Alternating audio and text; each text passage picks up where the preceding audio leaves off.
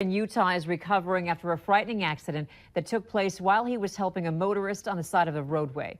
The video we're about to show you is jarring, and some of you may want to look away.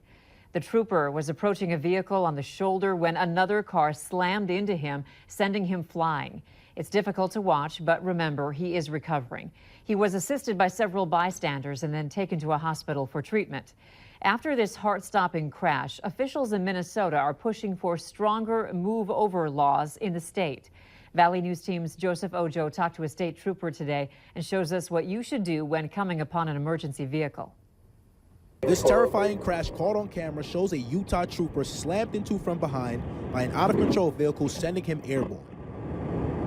The video is sparking Minnesota officials to push for changes to move over laws which have been in place since the year 2000. For any roadway which has 2 or more lanes of traffic going in the same direction, for example, like around here it'd be I-94 or Highway 10 would be a good example of that.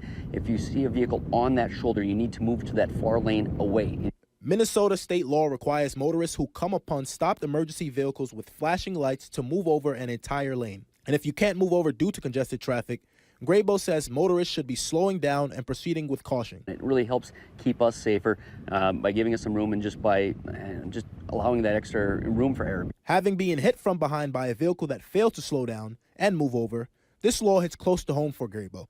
He says it's not about the number of citations issued, but more about bringing attention and awareness to the public and keeping everyone safe. I don't want to see anyone getting hurt out here, and to try to keep everybody else a little bit safer. With springtime here in the valley, Graybo says the weather is unpredictable and stresses the importance of driving according to the conditions of the road. The best thing to do is pay attention and scan the roadway. I mean, you really need to focus on what's ahead, always keeping your eyes to the horizon and pay attention what's going on around you. In Barnesville, Joseph Ojo, Valley News Live.